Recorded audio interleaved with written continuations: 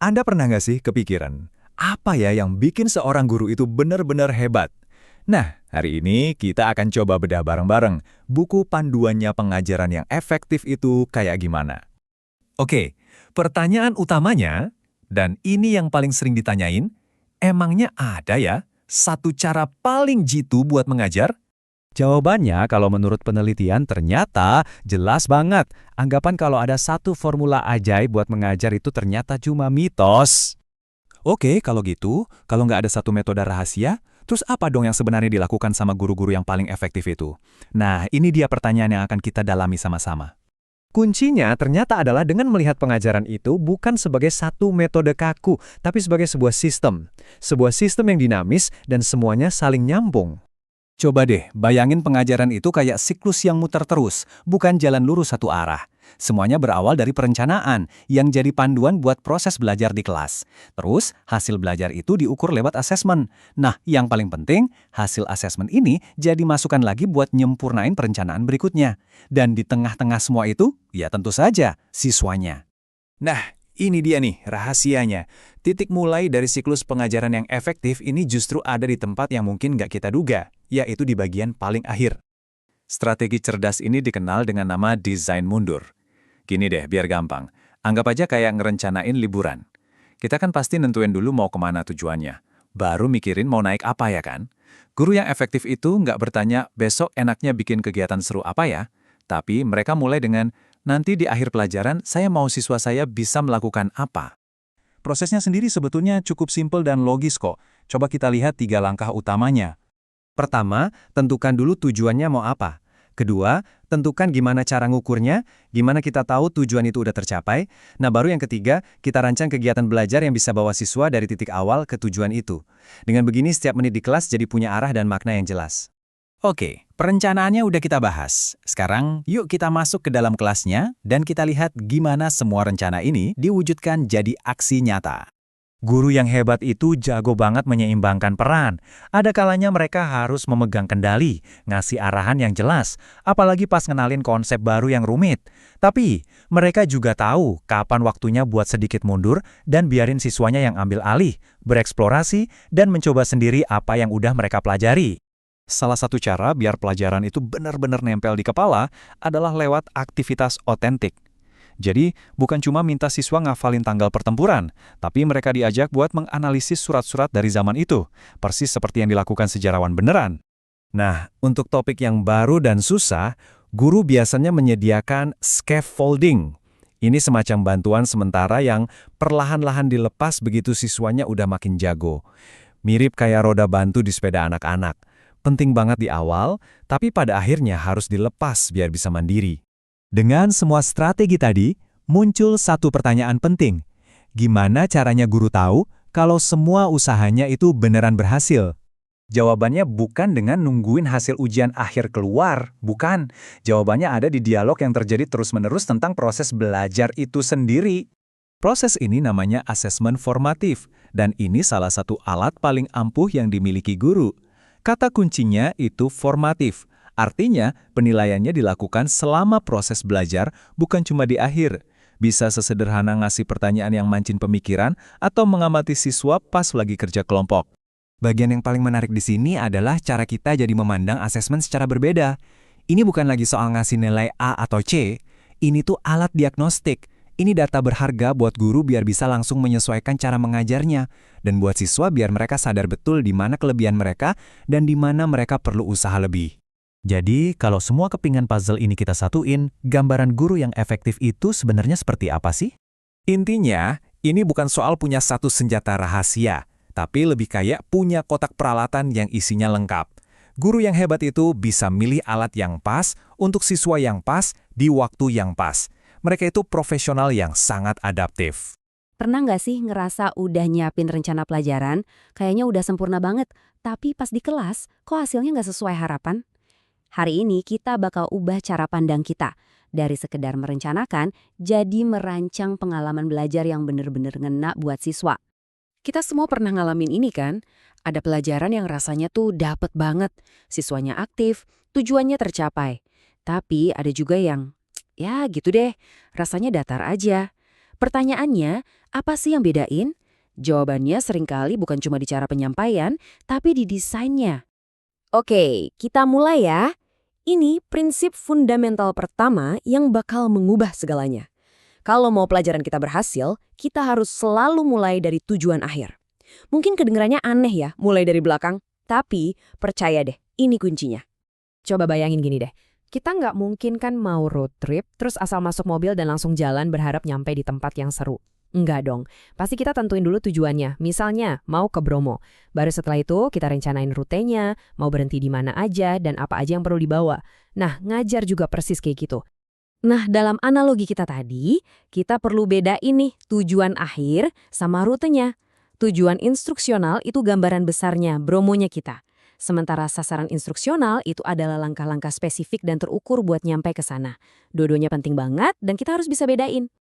Proses ini ada namanya, yaitu desain mundur atau backward design. Dan proses ini cuma punya 3 langkah yang logis. Pertama, tentukan dulu kita mau kemana, hasil yang diinginkan. Kedua, kita pikirin gimana caranya kita tahu siswa udah nyampe di tujuan, bukti apa yang bakal mereka tunjukin, dan baru setelah itu yang ketiga, kita rencanain perjalanannya, aktivitas dan pengalaman belajarnya. Dan diagram alur ini ngejelasin semuanya dengan jelas banget. Lihat deh, gimana semuanya ngalir dari tujuan besar di langkah 1. Setiap aktivitas yang kita rencanain di langkah 3 harus secara langsung mendukung dihasilkannya bukti yang kita tentuin di langkah 2.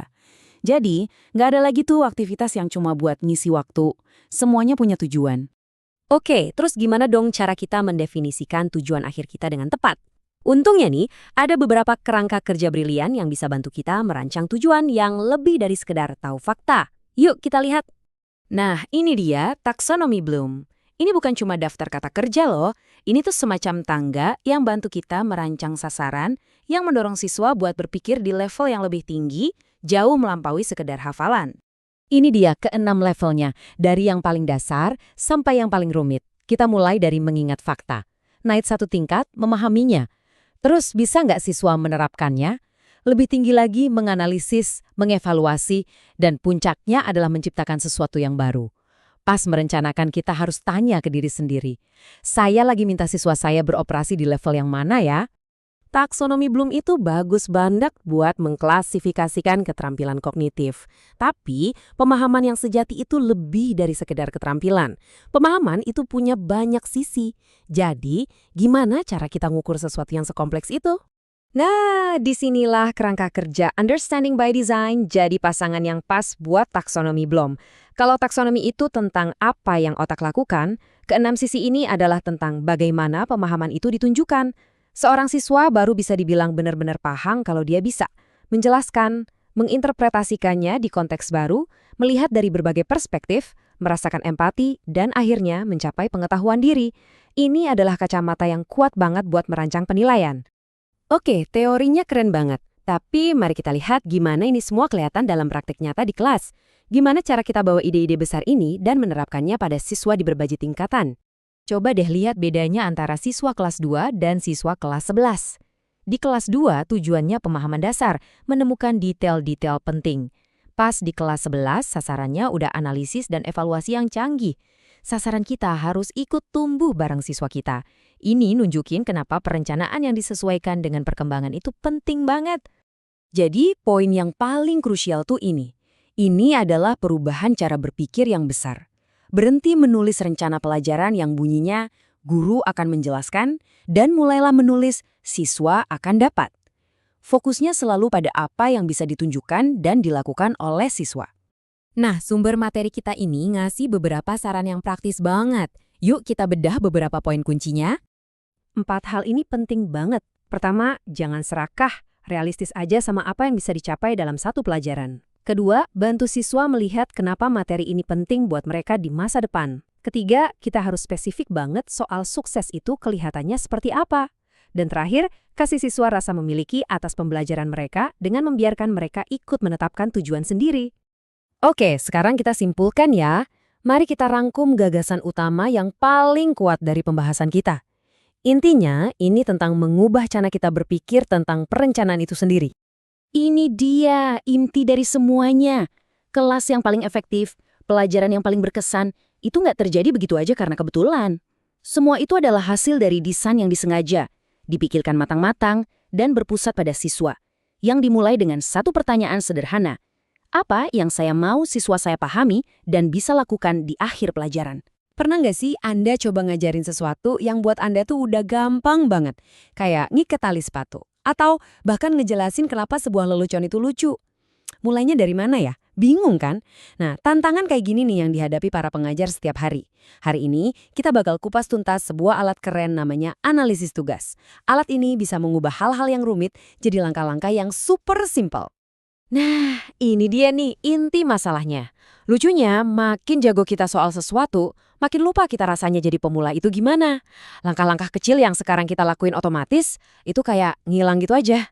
Tapi, gimana kalau ada cara buat ibaratnya muter ulang rekamannya dan ngeliat lagi setiap langkah yang tersembunyi itu dengan jelas?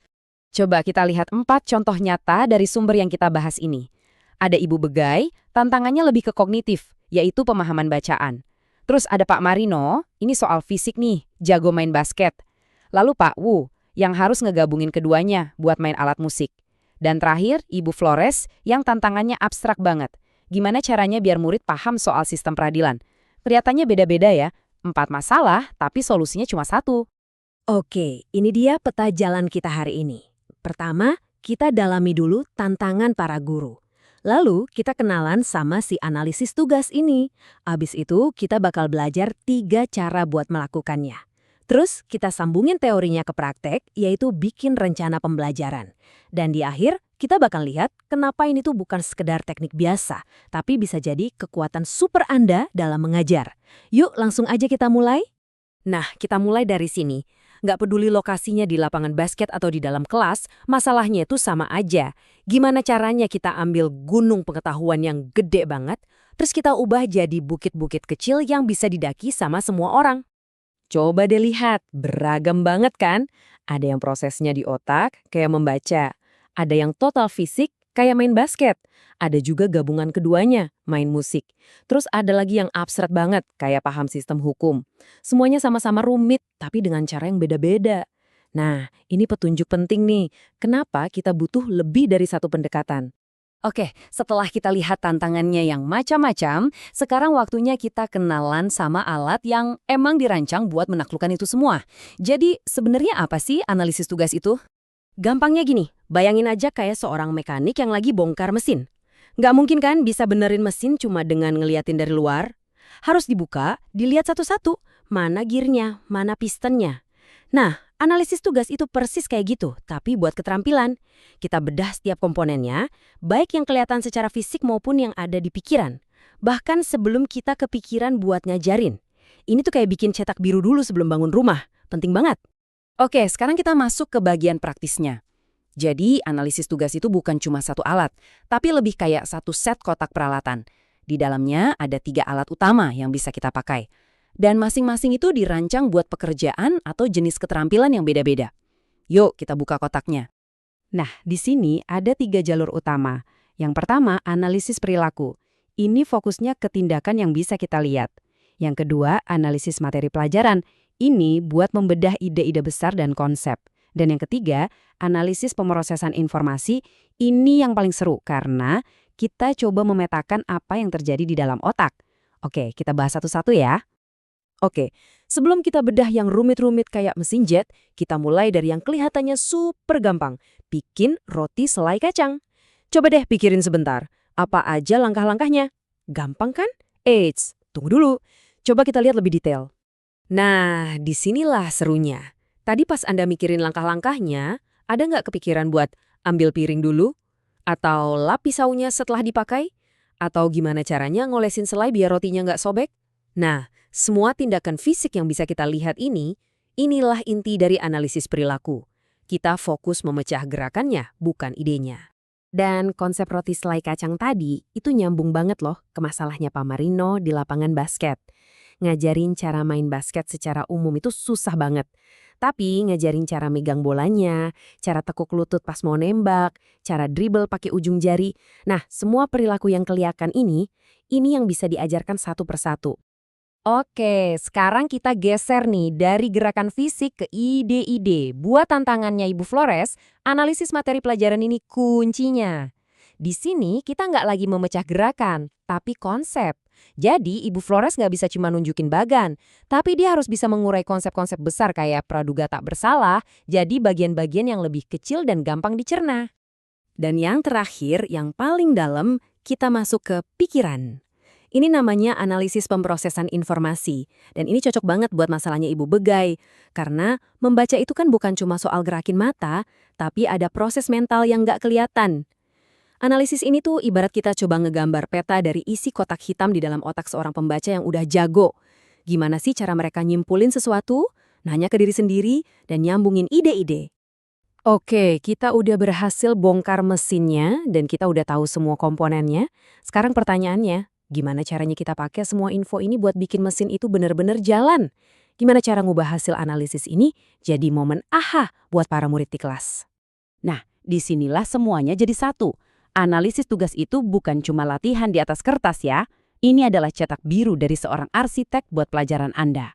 Dari sini, kita jadi tahu di mana harus naruh fondasinya, di mana harus pasang tiang penyangganya, dan gimana semuanya saling terhubung. Kalau kita ngajar tanpa ini, itu sama aja kayak bangun rumah tanpa rencana. Wah, bahaya kan? Kita balik lagi ke contoh Pak Marino. Karena dia udah tahu langkah-langkah nembak bola, tujuannya jadi jelas. Oke, targetnya siswa bisa menekuk lutut dengan benar. Materinya apa? Mungkin pakai video slow motion. Urutannya gimana? Latihan gerakannya dulu tanpa bola, baru nanti pakai bola. Terus cara nilainya? Bukan lagi soal bolanya masuk atau enggak, tapi lebih ke tekniknya udah bener belum. Kelihatan kan gimana setiap keputusan ini dasarnya ya dari analisis tadi. Yuk kita simpulkan semua ini. Kenapa sih kita harus repot-repot ngelakuin analisis tugas? Soalnya ini tuh lebih dari sekedar teknik. Ini soal mengubah cara kita berpikir tentang mengajar. Nah, inilah kekuatan supernya. Analisis tugas itu ibaratnya mengambil benang kusut yang kelihatannya rumit dan bikin pusing, terus dengan sabar kita urai jadi satu garis lurus yang jelas. Sebuah jalan yang bisa diikutin sama siapa aja. Ini yang mengubah kata-kata, aku nggak bisa. Jadi, oke, langkah pertamanya adalah. Kutipan ini benar-benar menangkap esensinya. Coba deh perhatiin frasa pemahaman sejati. Itu kuncinya. Bedanya tuh kayak siswa yang cuma bisa ngikutin resep sama koki yang ngerti kenapa bahan-bahan itu harus dicampur. Nah, analisis tugas inilah yang membawa kita dari sekedar meniru menjadi benar-benar paham. Halo, selamat datang. Hari ini kita akan coba bedah bareng-bareng playbook rahasia di balik pengajaran yang hebat. Bukan cuma soal teori ya, tapi tentang strategi-strategis praktis yang bikin ilmu itu beneran nempel di kepala. Coba deh, kita ingat-ingat lagi. Dari semua guru yang pernah ngajar kita, siapa sih yang paling berkesan? Saya yakin alasannya bukan cuma karena apa yang mereka ajarkan, tapi gimana cara mereka menyampaikannya. Nah, apa sih rahasia mereka? Itulah yang bakal kita bongkar hari ini. Ini dia peta jalan kita. Kita mulai dari yang paling dasar, yaitu seni menjelaskan. Terus kita lanjut ke cara menyajikan materi baru, kekuatan sebuah pertanyaan, dan diakhiri dengan gimana cara bikin tugas yang benar-benar efektif. Oke, langsung aja kita mulai. Oke, bagian pertama, seni menjelaskan. Jadi gini, sebelum siswa bisa belajar sendiri, mereka itu butuh banget arahan. Nah, disinilah peran guru sebagai pengarah jadi super penting. Ini fondasinya loh. Istilah kerennya itu instruksi ekspositori. Sederhananya, ini adalah saat guru menjelaskan informasi secara langsung ke siswa. Kedengarannya kayak ceramah biasa aja kan? Tapi tunggu dulu, kuncinya itu ada di detailnya. Mengajar itu bukan cuma soal ngomong, tapi gimana caranya audiens beneran nyerap ilmunya. Nah, pertanyaannya, gimana caranya kita nyajiin materi baru supaya nggak cuma numpang lewat, supaya nggak masuk kuping kanan, keluar kuping kiri? Ternyata ada loh trik-triknya yang bisa bikin informasi itu jadi lengket di otak. Ada beberapa strategi kunci yang udah terbukti ampuh. Misalnya nih, seperti yang bisa kita lihat, penting banget buat ngasih gambaran umum di awal, semacam kerangka gitu. Terus, coba deh sambungin materi baru sama apa yang udah siswa tahu sebelumnya. Sajikan juga secara runut, pelan-pelan, dan jangan lupa kasih sinyal mana poin yang paling penting. Ini semua soal gimana cara kita nyampein, bukan cuma soal apa materinya. Coba deh kita perhatiin halaman buku ini. Entah itu di kertas atau di layar, visual kayak gini tuh kekuatannya luar biasa. Kenapa? Soalnya gambar itu bikin ide-ide yang abstrak jadi terasa nyata. Jadi pas otak kita ngelihat gambar sambil dengerin penjelasan, informasinya masuk lewat dua jalur sekaligus. jauh lebih gampang diingat kan? Nah, contoh ini pas banget buat ngejelasin pentingnya ngatur tempo. Seorang guru tembikar itu nggak cuma bilang, ayo buat mangkuk, nggak gitu. Dia memecahnya jadi langkah-langkah kecil yang bisa diikuti. Pertama, gulung tanah liatnya. Sekarang pipihkan pelan-pelan. Nah, proses yang lambat dan terstruktur inilah yang bikin siswa benar-benar bisa, bukan cuma sekedar tahu. Oke, materinya udah disajukan dengan baik. Langkah selanjutnya apa? Interaksi. Dan senjata paling ampuh untuk itu adalah pertanyaan. Yuk, kita lihat gimana pertanyaan yang tepat bisa mengubah siswa dari pendengar pasif jadi pemikir yang aktif. Yang perlu kita ingat, nggak semua pertanyaan itu sama. Ada pertanyaan tingkat rendah, ini ibarat kaca pembesar. Fungsinya buat ngecek fakta dan pemahaman dasar. Terus ada pertanyaan tingkat tinggi, yang ini kayak teleskop, gunanya buat ngajak siswa menganalisis dan berpikir lebih dalam. Guru yang hebat tahu kapan harus pakai kaca pembesar dan kapan harus pakai teleskop. Nah, ini contoh klasik pertanyaan tingkat rendah. Guru nanya apa yang mereka lakukan dan siswa jawab pakai fakta. Tujuannya simpel, mastiin aja informasi dasarnya udah nyampe sebelum kita melangkah lebih jauh. Sekarang coba bandingkan sama yang ini. Satu pertanyaan, mengapa mereka butuh semua ini bisa mengubah segalanya? Ini bukan lagi soal nginget-nginget fakta, tapi soal analisis. Siswa jadi terdorong buat nyambungin titik-titik dari apa menjadi mengapa. Nah, inilah inti dari berpikir kritis. Oke, penjelasan bagus udah. Pertanyaan tajam juga udah. Tapi, gimana caranya mastiin ilmu itu beneran nempel dan bisa dipakai? Jawabannya ada di tugas yang efektif. Ini jembatan antara tahu dan bisa. Bikin tugas yang bagus itu persis kayak membangun tangga. Pertama, tujuannya harus jelas banget. Kedua, anak tangga pertama harus gampang dijangkau, jangan langsung tinggi. Ketiga, setiap anak tangga berikutnya harus semakin menantang, tapi secara bertahap. Tanpa struktur ini, siswa bisa-bisa malah jatuh. Contoh tugas ini keren banget kan? Tujuannya jelas, tulis surat buat Lincoln. Tingkat kesulitannya juga pas buat siswa. Dan yang paling penting, ini bukan sekedar tes hafalan. Tugas ini minta siswa buat menerapkan pengetahuan mereka secara kreatif yang nunjukin kalau mereka benar-benar paham siapa itu Lincoln. Wah, udah banyak banget nih yang kita bahas. Sekarang yuk kita coba satuin semua kepingan puzzle ini jadi beberapa prinsip inti yang gampang banget buat diingat. Jadi intinya begini, pengajaran yang efektif itu bukan cuma satu hal, tapi sebuah sistem yang saling nyambung. Dimulai dari presentasi yang jelas, dilanjutin sama pertanyaan yang menggali lebih dalam, dan diperkuat dengan latihan yang punya makna. Nah, siklus inilah yang menciptakan pembelajaran sejati. Kita semua pasti pernah deh ngerasain ini kan? Dikejar-kejar tumpukan PR yang rasanya nggak ada habisnya. Tapi, pernah nggak sih kepikiran? Jangan-jangan masalah utamanya bukan di PR-nya, tapi di cara kita memandang proses belajar itu sendiri? Oke, yuk kita bedah bareng-bareng sebuah cara pikir baru. Dari yang tadinya pusing karena PR, jadi benar-benar menguasai pelajaran di kelas. Kita mulai dari sebuah perasaan yang kayaknya udah akrab banget buat kita semua. Entah sebagai siswa, atau mungkin sebagai orang tua. Rasa terbebani sama tugas begitu bel sekolah bunyi. Coba dilihat gambar ini. Aku memikul PR. Ini tulisan anak kelas 1 SD loh, tapi dalam banget maknanya. Ini tuh suara hati jutaan anak di luar sana. Buat mereka, PR itu seringkali terasa kayak beban berat yang harus diseret-seret, bukan kesempatan buat belajar hal baru. Ini bukan sekedar tulisan, ini semacam jeritan hati. Coba kita berhenti sejenak dan pikirin. Apa benar rasa frustrasi dan tertekan ini tujuan dari pendidikan? Ya jelas enggak kan? Perasaan ini sebenarnya cuma gejala. Gejala dari masalah yang akarnya lebih dalam, dan hari ini kita akan coba bongkar sama-sama. Oke, sekarang coba kita lihat dari sudut pandang yang berbeda. Masalahnya bukan berarti semua PR itu jelek ya, tapi faktanya PR yang jelek itu sayangnya banyak banget kita temui. Nah pertanyaannya, gimana cara kita bedain mana yang bermanfaat dan mana yang cuma bikin pusing? Pada dasarnya, PR itu tujuannya bagus kok untuk memperluas apa yang udah dipelajari di kelas. Misalnya nih, latihan soal matematika biar makin lancar, atau tugas wawancara kakek nenek biar pelajaran sejarah jadi lebih hidup dan personal, atau bisa juga jadi cara guru buat ngecek, oh, murid-murid saya ternyata masih bingung di bagian ini. Kuncinya cuma satu, gimana cara kita merancangnya. Nah, ini dia nih perbedaannya kelihatan jelas banget, kayak siang sama malam.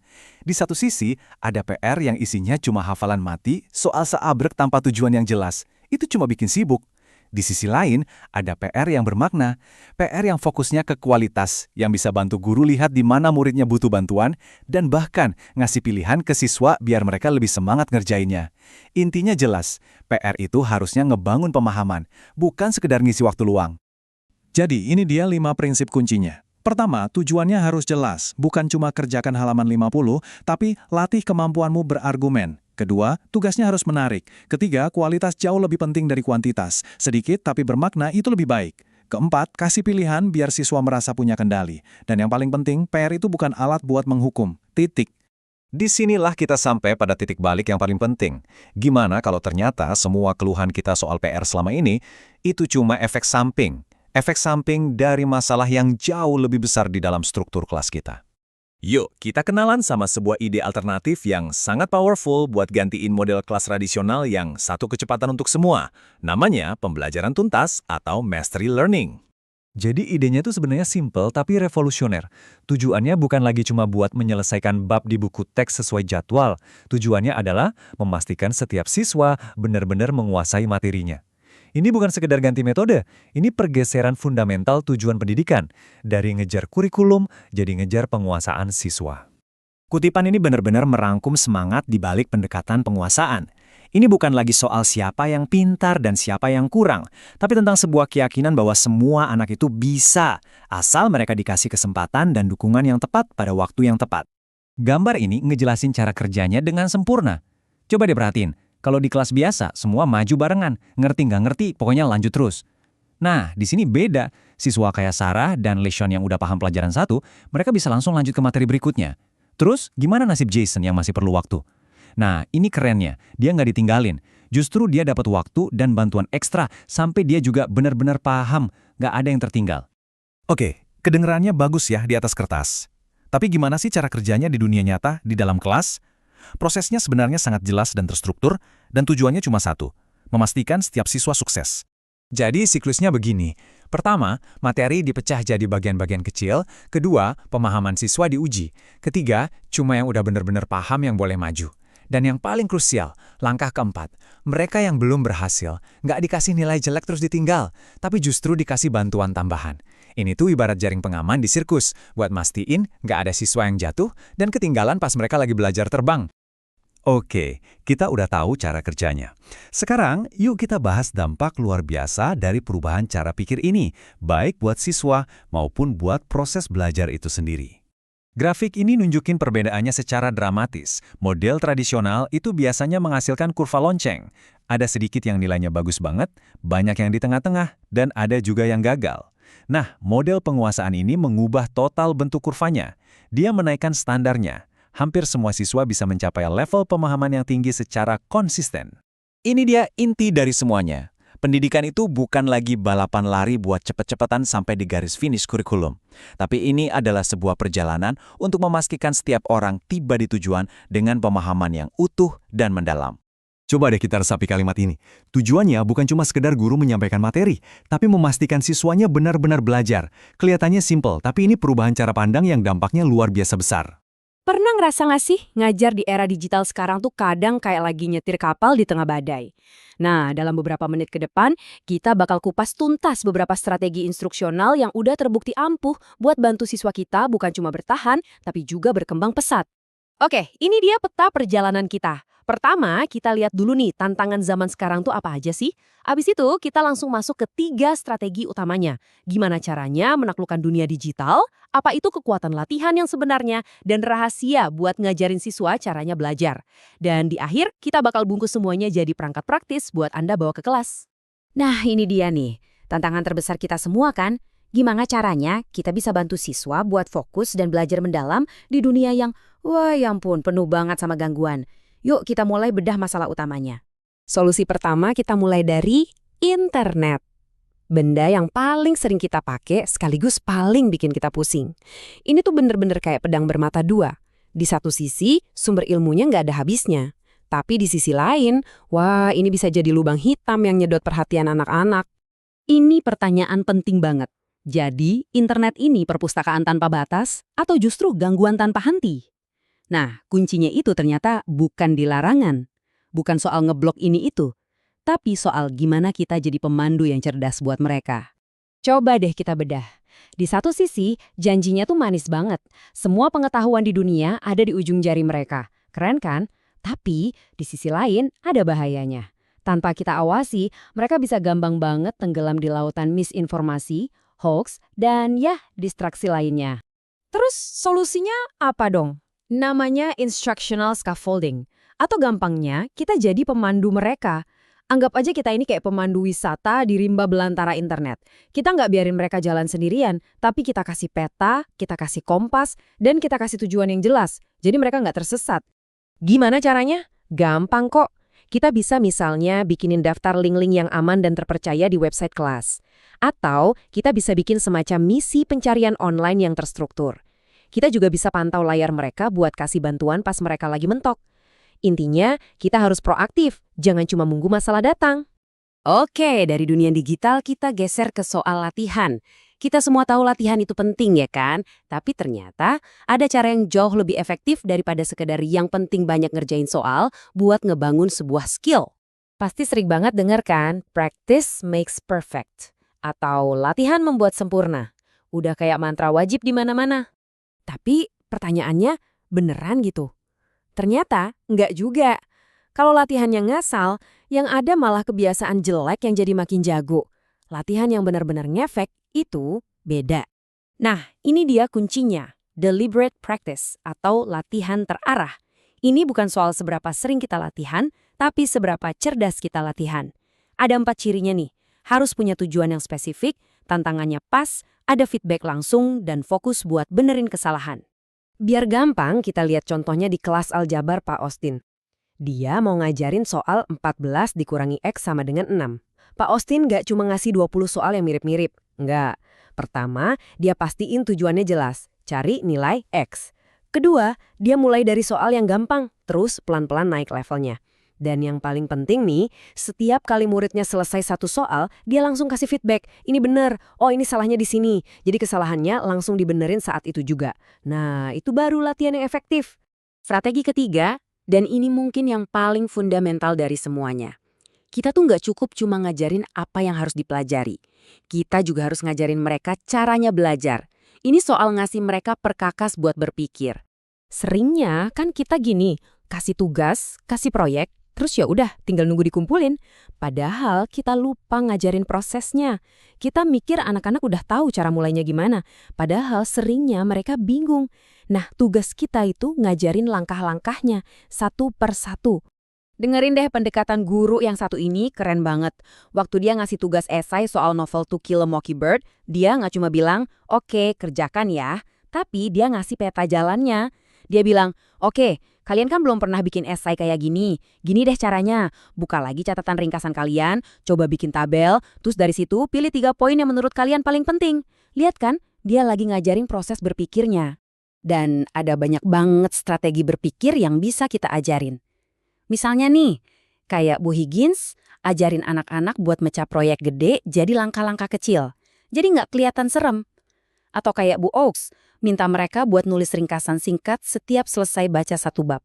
Ini bukan cuma trik-trik kecil loh, ini keterampilan buat seumur hidup. Oke, sekarang mari kita tarik benang merahnya. Kita udah bahas 3 strategi yang luar biasa. Gimana caranya kita gabungin semua ini jadi satu pendekatan yang utuh di kelas? Jadi, ini dia 3 alat utama buat toolkit mengajar Anda. 1. Jadi pemandu di dunia digital. 2. Bikin sesi latihan yang terarah dan efektif.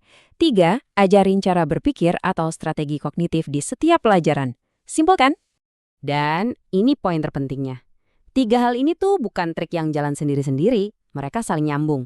Waktu kita bimbing mereka di dunia maya, kita latih mereka dengan sengaja, dan kita ajarin mereka cara belajar. Kita tuh nggak cuma bantu mereka biar lulus ujian. Kita lagi ngebangun pembelajar yang mandiri, yang tangguh buat seumur hidup mereka. Pernah nggak sih ngerasa cuma jadi pendengar pasif di kelas? Nah, hari ini kita bakal bongkar strategi untuk mengubah itu semua, menjadikan Anda pembelajar yang jauh lebih aktif. Kita semua pasti pernah merasakannya kan? Itu loh kuliah yang rasanya cuma satu arah, dosen ngomong terus, informasinya ngalir deras, tapi kok rasanya cuma sedikit ya yang nyangkut di kepala? Tapi, gimana kalau ternyata ada cara lain? Gimana kalau kita bisa membalikkan keadaan itu semua? Ada loh cara belajar yang jauh lebih efektif dan pastinya seru. Nah, ini dia ide besarnya. Kita geser fokusnya. Jadi bukan lagi soal guru yang terus-terusan ngomong di depan, tapi soal siswa yang aktif, yang terjun langsung, yang ngulik materi pelajarannya sendiri. Intinya gini deh, kita tuh belajar paling efektif justru pas kita sendiri yang penasaran, kita yang nanya, dan kita yang berusaha cari jawabannya. Dari sekedar menerima, jadi aktif menemukan. Oke, kedengarannya bagus ya, tapi gimana prakteknya? Nah, mari kita bedah strategi ampuh yang pertama, yaitu seni memantik diskusi kelas yang hidup.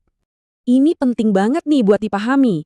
Ini bukan sekedar sesi tanya-jawab biasa ya, yang mana guru nanya, murid jawab, terus guru bilang benar atau salah. Bukan, ini tuh soal pertukaran ide yang dinamis, di mana para siswa saling membangun pemahaman baru bareng-bareng. Tujuannya bukan lagi cuma nyari satu jawaban benar. Dan dampaknya? Wah, luar biasa. Lewat diskusi, siswa jadi bisa menata pikiran mereka sendiri. Mereka jadi sadar, oh ternyata bagian ini aku belum ngerti. Mereka juga belajar melihat satu masalah dari berbagai sudut pandang, dan yang paling penting, kemampuan mereka buat berargumen jadi makin kuat. Tentu aja ya, diskusi sehebat ini nggak bisa terjadi gitu aja. Ada kuncinya. Dan kuncinya adalah menciptakan lingkungan yang tepat. Nah, ini dia fondasinya. Keamanan psikologis. Maksudnya gimana? Siswa itu harus merasa aman buat ngomong, buat ngasih pendapat, bahkan kalau pendapatnya itu salah. Mereka harus tahu kalau beda pendapat itu wajar, dan yang dikritik itu idenya, bukan orangnya. Karena pada akhirnya, yang penting itu proses pemahamannya, bukan soal siapa yang paling benar. Di sini nih, peran guru berubah total. Bukan lagi jadi sumber segala jawaban, tapi jadi semacam fasilitator atau pemandu. Tugasnya dalam melempar pancingan-pancingan cerdas kayak gini. Buat apa? Ya buat mendorong percakapannya jadi lebih dalam, lebih kritis, dan lebih bermakna.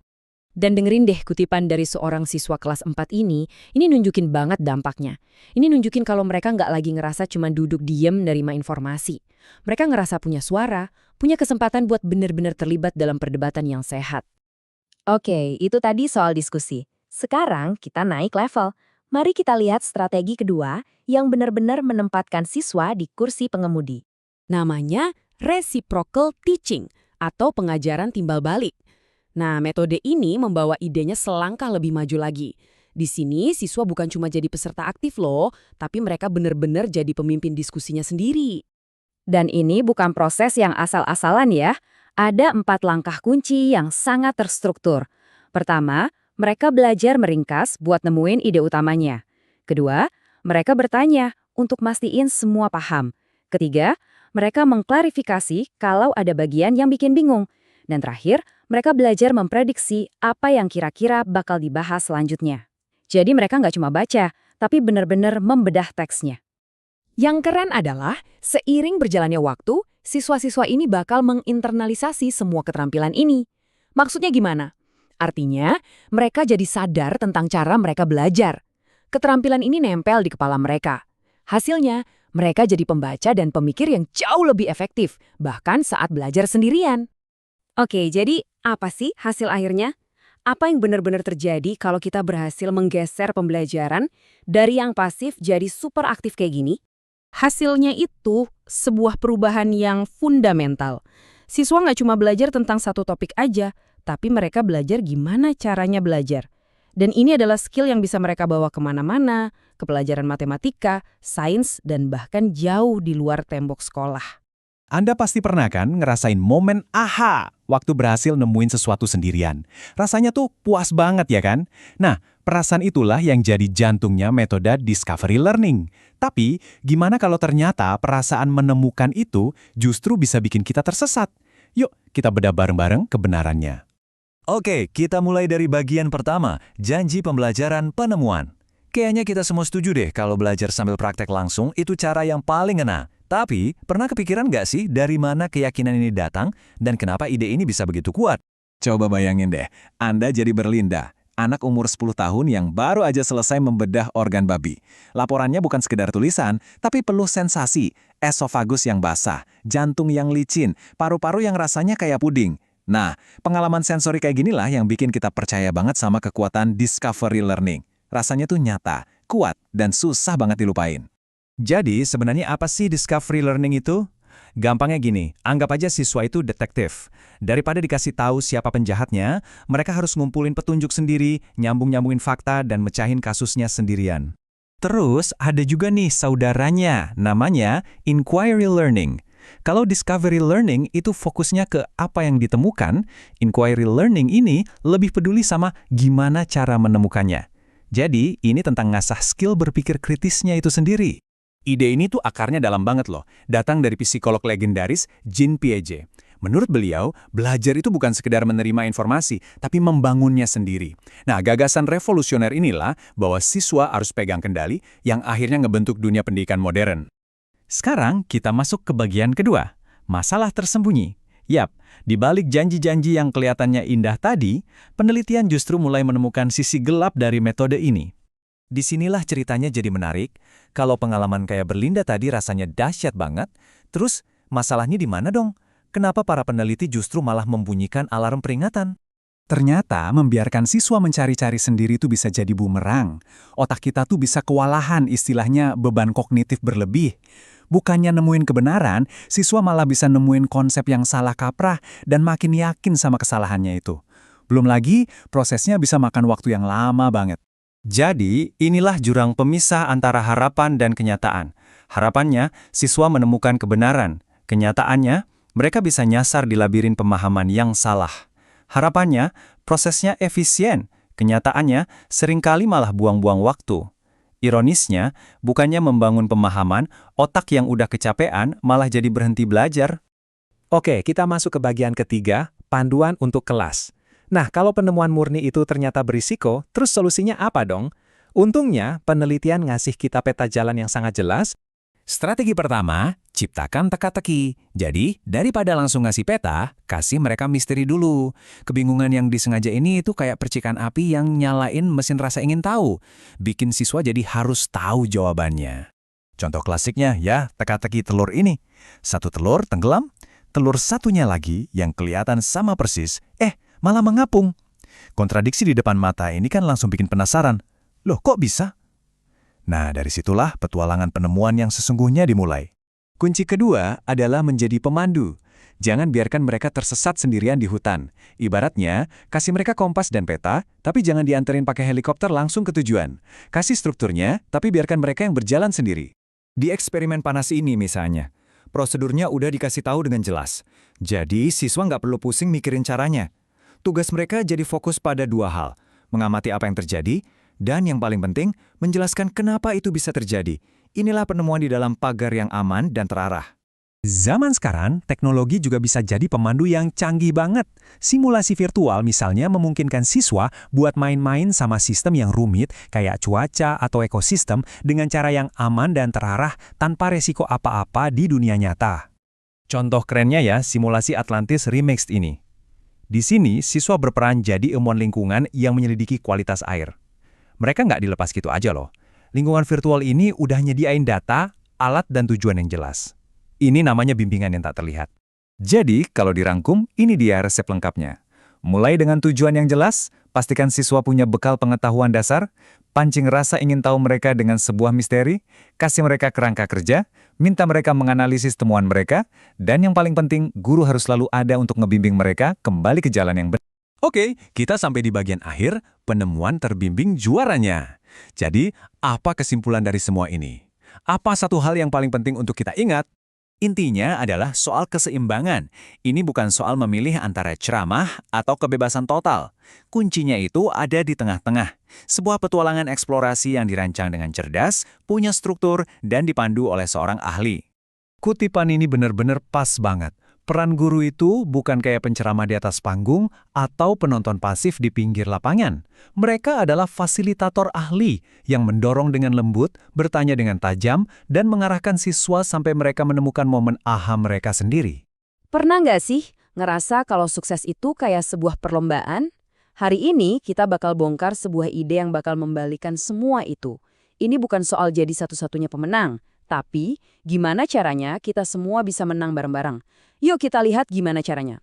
Oke, kita mulai dengan sebuah skenario ya. Saya mau kamu bayangin diri kamu balik lagi ke bangku sekolah. dan tiba-tiba dihadapkan sama sebuah tantangan yang, wah, menggiurkan banget. Coba bayangin, band favorit kamu, Falling Rocks, tiket konsernya ludes terjual. Tapi guru kamu punya beberapa tiket gratis. Gimana cara dapetinnya? Lewat sebuah kuis. Nah, pertanyaannya sekarang adalah, di kelas mana kamu bakal milih buat ikut kuis ini? Pilihan pertama, kelasnya Pak Schultz. Nah, di sini suasananya kompetitif banget. Cuma 3 siswa dengan nilai paling tinggi yang bakal dapat tiket. Ini benar-benar pertarungan sengit. Kalau kamu menang, artinya teman kamu kalah. Terus ada kelasnya Bu Barton. Di sini aturannya beda. Setiap orang berjuang buat dirinya sendiri. Kamu cuma perlu dapat nilai 90 dan tiket itu jadi milikmu. Nilai teman kamu nggak ada pengaruhnya sama sekali. Dan pilihan ketiga, kelasnya Pak Alan. Nah, ini dia yang menarik. Di sini, nasib kamu itu terikat sama teman-teman sekelompokmu. Kalau dan hanya kalau semua anggota kelompokmu berhasil dapat nilai 90, baru deh seluruh kelompok pergi ke konser bareng-bareng. Jadi, coba deh jujur sama diri sendiri. Di kelas mana kamu bakal belajar paling mati-matian? Yang kompetitif, yang individualistis, atau yang kooperatif? Pilihan kamu itu bisa jadi mengejutkan. Dan itulah kunci dari apa yang akan kita bahas selanjutnya.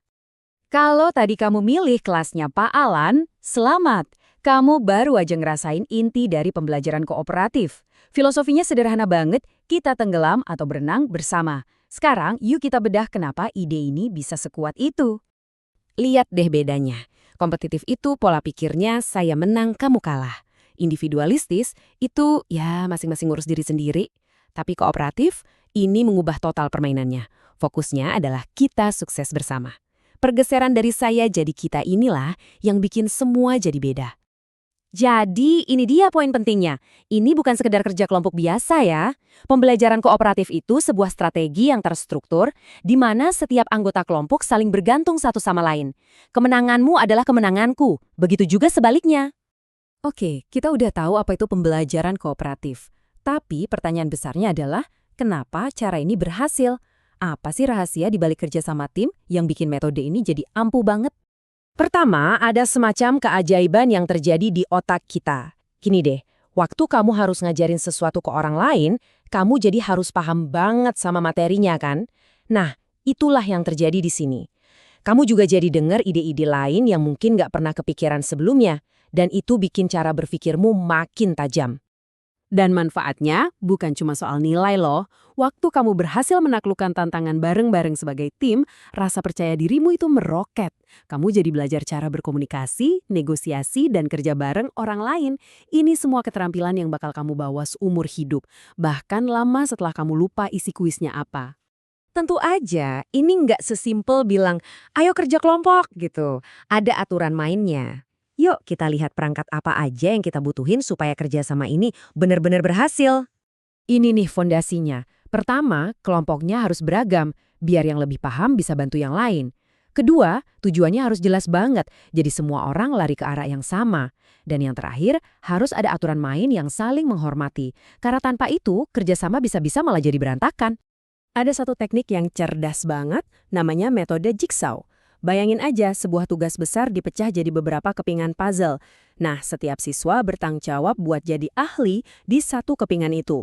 Terus mereka balik lagi ke kelompoknya dan ngajarin keahlian mereka ke teman-temannya. Jadinya semua orang jadi guru sekaligus murid. Keren kan? Tapi ada satu aturan emas yang nggak bisa ditawar. Akuntabilitas individu. Kerja sama tim nggak akan berhasil kalau ada yang cuma nebeng nama. Setiap orang harus benar-benar menguasai bagiannya masing-masing. Ini semacam jaring pengaman yang memastikan semua orang ikut kontribusi. Nah, ini contoh nyatanya. Guru gak cuma lihat nilai akhir kelompok, tapi juga ngasih masukan spesifik tentang partisipasi setiap orang kayak Megan di sini. Ini bukti kalau proses itu sama pentingnya dengan hasil. Dengan cara ini, gak ada yang bisa sembunyi. Kita udah lihat apa itu kerjasama, kenapa itu penting, dan gimana cara kerjanya. Sekarang, yuk kita rangkum 3 poin paling penting yang harus kamu bawa pulang dari pembahasan kita kali ini. Jadi, ingat ya, ada 3 hal ini. Pertama, kerjasama itu mengubah permainan dari aku jadi kita. Kedua, ini bukan cuma soal nilai, tapi juga soal membangun skill untuk hidup. Dan ketiga, Ini bukan kerja kelompok yang asal-asalan. Perlu ada struktur dan tanggung jawab dari setiap orang di dalamnya. Pernah nggak sih kamu lagi ngerasa buntu pas belajar, terus tiba-tiba temen kamu ngejelasinnya pakai cara yang beda dan langsung klik? Semuanya jadi masuk akal. Nah, ternyata nih salah satu alat bantu belajar paling ampuh di kelas itu ya teman-teman kita sendiri. Hari ini kita bakal bongkar rahasia di balik bimbingan belajar teman sebaya dan kenapa metode ini bisa efektif banget. Oke, jadi ini dia nih peta jalan kita. Kita bakal mulai dari dasarnya dulu. Apa sih sebenarnya bimbingan belajar teman sebaya itu? Terus, kita bakal ungkap manfaat-manfaatnya yang mungkin nggak kamu duga. Abis itu, kita bedah kunci suksesnya. Kesalahan apa aja yang mesti dihindari, dan terakhir, kita lihat gimana era digital mengubah permainan ini. Yuk, kita mulai. Oke, bagian pertama, apa itu bimbingan belajar teman sebaya? Kita sering mikirnya ini cuma sekedar bantuan cepat pas temen nanya, tapi sebetulnya ada sisi lain yang lebih terstruktur dan sengaja dirancang. Coba kita bedah bedanya ya. Intinya tuh simpel banget sebetulnya. Siswa yang udah paham, bantu siswa yang masih berjuang. Ini bukan soal gantiin guru ya, tapi lebih kayak ngebangun jembatan pemahaman dari sudut pandang yang setara. Soalnya orang yang baru aja ngalamin kesulitan yang sama, seringkali bisa ngejelasin pakai cara yang paling nyambung. Konsepnya emang sederhana, tapi dampaknya itu luar biasa. Nah, wujudnya itu macem-macem banget. Di satu sisi, ada tuh momen-momen spontan pas istirahat, di mana seorang teman bantu ngerjain soal yang susah. Di sisi lain, bisa juga jadi program yang benar-benar terorganisir, di mana misalnya anak SMA rutin ngebimbing anak SD buat belajar baca. Dua-duanya sama berharganya, dan jadi bagian dari spektrum bimbingan belajar teman sebaya. Nah, ini nih bagian yang paling seru manfaatnya. Banyak yang ngira kan yang diuntungin itu cuma siswa yang diajarin aja. Kenyataannya, justru si guru alias tutornya ini seringkali dapat pelajaran yang jauh lebih dalam. Ini benar-benar situasi yang saling menguntungkan. Coba deh bayangin, ini kayak lingkaran yang positif. Siswa yang dibimbing itu dapat bantuan yang pas dan langsung dari temennya yang ngerti banget masalahnya. Mereka jadi lebih nyaman buat nanya. Nah, sementara itu, si tutornya harus mikir keras gimana caranya nyederhanain konsep yang rumit, nyari perumpamaan, dan jawab pertanyaan yang aneh-aneh. Proses ini justru maksa mereka buat bener-bener nguasain materinya. Soalnya, cara terbaik untuk belajar adalah dengan mengajar. Dan ini tuh nggak cuma soal nilai di rapor loh. Pas siswa kerja bareng kayak gini, mereka jadi belajar komunikasi, empati, dan mecahin masalah bareng-bareng. Ini ngebangun suasana kelas di mana minta tolong itu bukan tanda kelemahan, tapi bagian normal dari proses belajar bareng yang saling dukung. Dengan semua manfaat ini, pertanyaan pentingnya sekarang adalah, gimana caranya kita bikin sesi bimbingan yang beneran efektif, dan bukan cuma jadi ajang ngobrol ngalor ngidul. Tenang, ada resepnya, dan ini dia cetak biru buat sukses. Bimbingan yang benar-benar ngefek itu nggak asal-asalan. Ada 3 pilar utamanya. Pertama, tutornya harus benar-benar paham materinya. Nggak cukup cuma tahu, tapi harus paham sampai ke akarnya. Kedua, mereka juga perlu tahu cara ngajar. Bukan cuma ngasih jawaban, tapi ngebimbing pakai pertanyaan. Dan yang ketiga, harus ada struktur yang jelas biar sesinya fokus dan nggak berantakan. Biar lebih kebayang gimana 3 pilar ini jalan di dunia nyata, yuk kita bedah satu strategi spesifik yang udah terbukti lewat penelitian. Namanya membaca berpasangan, atau dalam bahasa Inggrisnya partner reading. Prosesnya ini benar-benar terstruktur banget. Dimulai dari menceritakan kembali, di mana siswa yang lebih lemah ngelatih pemahaman dasarnya. Terus ringkasan, di mana mereka latihan buat nemuin ide utamanya. Terakhir, prediksi, di mana mereka mulai mikir kritis soal alur ceritanya. Ini tuh kayak panduan langkah demi langkah buat membangun pemahaman, bukan cuma sekedar baca kata per kata. Coba deh perhatiin teknik si tutor di sini. Bukannya bilang, sistem otot adalah, John justru lempar pertanyaan terbuka. Gimana cara kerjanya, Kyle? Dia nggak ngasih informasi, tapi mancing pemikiran. Dia memposisikan dirinya sebagai pemandu, bukan kamus berjalan. Dan di sini, si John ini makin dalam lagi nanyanya pakai pertanyaan gimana kalau, apa yang bakal terjadi kalau kita nggak punya otot polos.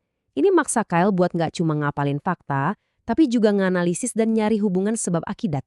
Nah ini inti dari metakognisi, berpikir tentang cara kita berpikir. Jadi poin pentingnya apa? Tutor yang hebat itu bukan penceramah yang berdiri di depan, tapi pemandu yang ada di samping temannya. Peran mereka itu kayaknya lane center, biar temannya bisa nemuin jalannya sendiri, bukan malah narik tangannya dan nunjukin jalan. Tapi ya gitu, kayak alat canggih lainnya, bimbingan teman sebaya ini kalau salah pakai bisa jadi bumerang. Yuk kita bahas beberapa kesalahan umum yang harus banget dihindari, biar pengalaman ini tetap positif dan bermanfaat buat semua. Penting banget buat ngehindarin jebakan-jebakan ini. Misalnya, jangan sampai program ini malah jadi ngasih cap si pinter dan si bodoh. Terus pastiin juga peran tutor nggak dieksploitasi dan mereka nggak ngerasa terbebani. Dan yang paling penting, jangan pernah mikir kalau siswa yang pinter itu otomatis bisa ngajar. Mereka juga butuh pelatihan dan bimbingan loh. Nah, salah satu cara paling ampuh buat ngindarin jebakan tadi, itu ya ini, ganti-gantian perannya. Kasih kesempatan ke semua siswa buat jadi tutor, bukan cuma yang nilainya tinggi aja. Mungkin ada siswa yang jago matematika, tapi ada juga yang jago banget gambar atau nulis. Ini menegaskan lagi ide bahwa setiap orang itu punya sesuatu yang berharga untuk diajarkan. Oke, kita kan sekarang hidup di era digital ya. Jadi gimana nih teknologi ngubah cara siswa-siswa ini kerja bareng dan saling ngebimbing? Yuk kita lihat gimana bimbingan teman sebaya beradaptasi dan bahkan jadi makin keren di dunia online. Mulai dari platform kayak Google Docs buat ngerjain tugas bareng secara real time, forum diskusi online buat tukar pikiran setelah jam sekolah, sampai video call buat sesi bimbingan jarak jauh. Alat-alat digital ini benar-benar ngeruntuhin tembok kelas, bikin kolaborasi bisa jalan terus tanpa batas waktu dan tempat. Nah, ada sisi psikologis yang menarik loh di sini. Buat siswa yang mungkin pemalu atau ragu buat ngomong di depan kelas, layar komputer itu bisa jadi semacam tameng yang aman. Interaksi online bisa ngurangin rasa cemas dan ngasih mereka kepercayaan diri buat ngeluarin ide atau nanya sesuatu yang mungkin gak akan mereka tanyain secara langsung. Dan ini bukan cuma teori loh, ada contoh nyatanya, kayak program Globe. Di situ, siswa dari seluruh dunia kerja bareng ngerjain proyek sains lingkungan. Mereka saling berbagi data, nganalisis temuan bareng, dan belajar dari teman sebaya yang jaraknya ribuan kilometer. Ini bimbingan teman sebaya dalam skala global, yang jadi mungkin berkat teknologi. Halo semuanya, pernah kepikiran gak apa sih rahasianya guru-guru yang hebat banget itu? Nah, dalam beberapa menit ke depan, kita bakal bedah salah satu tantangan terbesar di dunia pendidikan. Kita akan coba bangun semacam cetak biru, sebuah peta jalan praktis buat jadi pengajar yang efektif, yang tahu persis kapan harus pakai alat yang mana dari kotak perkakas mengajarnya. Oke, kita mulai dari pertanyaan yang kayaknya bikin banyak guru pusing 7 keliling. Coba bayangin, satu kelas, isinya 30 siswa. Artinya ada 30 pikiran yang unik, 30 dunia yang berbeda-beda. Terus, gimana caranya kita bisa menjangkau mereka semua dalam waktu yang bersamaan? Ini bukan teka-teki biasa, ini adalah tantangan super besar yang dihadapi para guru setiap harinya. Dan ini dia jawabannya. Dan ternyata simpel banget. Nggak ada tuh yang namanya satu jurus sakti atau satu metode ajaib dalam mengajar. Pengajaran yang hebat itu seni. Seni membuat pilihan yang pas, untuk tujuan yang pas, dan yang paling penting untuk siswa yang ada di depan mata kita. Jadi, yuk kita ubah cara pandangnya. Jangan anggap ini sebagai masalah, tapi sebagai tantangan desain. Dan seperti semua tantangan desain yang keren, kita butuh cetak biru yang solid. Mari kita mulai dari fondasinya dulu. Setiap pelajaran yang keren itu, mulainya dari garis finish. Ini tuh kayak ngerencanain perjalanan. Anda nggak mungkin kan mulai nyetir sebelum tahu mau kemana? Nah, di kelas juga sama. Sebelum milih mau ngapain atau pakai materi apa, tanya dulu, di akhir pelajaran nanti, siswa itu harus bisa apa sih? Nah, lihat deh tabel ini. Ini bukan sekedar daftar biasa ya. Anggap aja ini kotak perkakasnya seorang guru. Sama kayak koki, kan nggak mungkin motong roti pakai pisau daging. Seorang guru hebat juga tahu kalau tujuan yang beda, misalnya antara menghafal fakta sama menganalisis puisi, itu butuh alat atau strategi yang beda banget. Oke, kita lihat contoh pertama ya. Kalau tujuannya biar siswa hafal fakta atau bisa skill dasar, misalnya perkalian atau ejaan kata, strategi yang paling efektif itu yang terstruktur. Instruksi langsung, di mana guru mimpin dengan jelas, ditambah banyak latihan dan pengulangan, itu kuncinya di sini. Tapi, begitu tujuannya geser ke pemahaman yang lebih dalam, contohnya menganalisis kenapa perang bisa terjadi, pendekatannya harus berubah total. Peran guru bukan lagi cuma ngasih info, tapi jadi pemicu pemikiran. Kita harus mancing rasa ingin tahu mereka dengan pertanyaan kenapa dan gimana kalau, bukan cuma apa. Dan jangan lupa satu hal penting ini, sekolah itu kan bukan cuma soal rumus dan tanggal. Kadang, tujuan yang paling penting itu justru ngajarin cara kerjasama. Nah, buat yang satu ini, nggak ada cara yang lebih bagus selain, ya biarin mereka ngalamin langsung, lewat kerja kelompok, proyek bareng-bareng, dan saling ngajarin satu sama lain. Oke, tujuan udah beres. Sekarang, kita masuk ke lapisan kedua dari cetak biru kita. Memahami siapa sih siswa kita? Karena strategi yang sama, hasilnya bisa beda banget buat siswa yang beda. Satu ukuran jelas nggak akan cocok untuk semua. Contohnya soal latar belakang budaya. Buat siswa yang dari kecil terbiasa kerja bareng-bareng, kerja kelompok itu bisa jadi panggungnya dia buat bersinar. Sebaliknya, siswa yang terbiasa dengan struktur yang lebih kaku, mungkin jadi agak canggung kalau disuruh mimpin diskusi. Guru yang jago itu ngelihatnya bukan sebagai masalah, tapi sebagai petunjuk untuk menyesuaikan cara mengajarnya. Hal yang sama juga berlaku buat dinamika gender di kelas. Eits, tapi tujuannya bukan buat bikin stereotip ya, sama sekali bukan. Tujuannya adalah untuk mastiin semua suara bisa terdengar. Mungkin sebuah simulasi yang kompetitif bisa bikin semangat beberapa siswa, sementara diskusi kelompok kecil yang lebih santai justru bikin siswa lain berani ngeluarin ide-ide brilian mereka.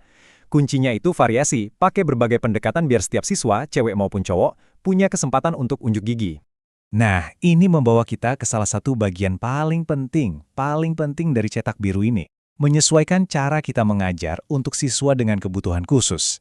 Baik mereka yang butuh dukungan ekstra maupun mereka yang butuh tantangan lebih. Di sini kita ngelihat dua kutub yang ada di setiap kelas kan. Di satu sisi ada siswa yang butuh tangga buat bisa naik. Di sisi lain ada yang udah siap meluncur pakai roket. Jelas kalau kita kasih mereka tugas yang sama persis, itu resep kegagalan buat dua-duanya.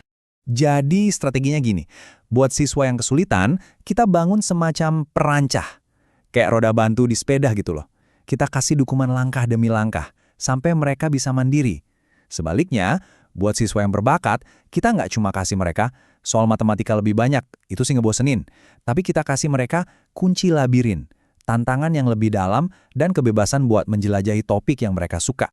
Baik, semua komponennya udah kita bahas nih. Tujuan, siswa, sama strategi. Sekarang, yuk kita rangkai semuanya jadi satu kerangka kerja yang praktis yang bisa langsung dipakai besok di kelas. Inilah inti dari cetak biru guru hebat. Prosesnya simple, tapi dampaknya luar biasa. Pertama, tentukan tujuanmu. Kedua, kenali siapa siswamu. Ketiga, pilih strategi yang paling masuk akal. Dan yang terakhir, dan ini mungkin yang paling krusial, jadilah fleksibel. Rencana terbaik sekalipun perlu disesuaikan. Amati apa yang berhasil, dan jangan pernah takut buat ganti arah. Kutipan ini, wah, benar-benar merangkum semuanya dengan sempurna. Ini menggarisbawahi ide utama bahwa segala sesuatu dalam pengajaran yang hebat itu berawal dari tujuan yang jelas. Inilah fondasi dari semuanya. Mari kita bedah apa sih sains di balik cara mengajar yang hebat. Coba deh inget-inget lagi, pernah nggak ada satu pelajaran di sekolah yang sampai sekarang masih nempel di kepala? Bahkan bertahun-tahun kemudian. Apa ya rahasianya? Nah, buat cari tahu jawabannya, kita bakal ngintip ke kelas 6-nya Pak Queen. Kita akan lihat sebuah pelajaran yang kelihatannya sederhana, tapi ternyata ini adalah sebuah mahakarya. Oke, kita mulai ya. Jadi Pak Queen ini lagi ngajar soal ekspansi ke arah barat di Amerika pada pertengahan tahun 1800-an. Topiknya hari ini, perjalanan pakai gerobak tertutup yang ikonik itu. Awalnya, dia nunjukin peta kuno abad ke-19, ngikutin rute para perintis. Terus, dia kasih lihat foto-foto gerobak itu. Standar kan? Guru yang pegang kendali, jelas, visual, langsung ke intinya. Tapi di sini nih, Pak Queen ngelakuin sesuatu yang jenius buat bikin hal abstrak jadi nyata. Dia nggak cuma bilang, gerobaknya ukuran 4 kali 10 kaki ya. Nggak, dia minta 2 murid buat nandain lantai pakai selotip sesuai ukuran itu. Tiba-tiba semua murid bisa ngerasain sendiri, wah sempit banget ya ternyata. Terus, jeng-jeng, dia lempar setirnya ke murid-murid. Kelas dibagi jadi kelompok kecil dan tantangannya, coba kalian diskusi makanan apa aja yang mau dibawa buat perjalanan ini. Nah, sekarang murid-muridnya bukan lagi penonton, mereka udah jadi pemain. Jadi, apa sih yang bikin pelajaran ini keren banget? Ini bukan sulap, bukan sihir, ada resep rahasia di baliknya. Dan kita akan bongkar resepnya sekarang juga. Keajaiban di kelas Pak Queen itu nggak muncul tiba-tiba.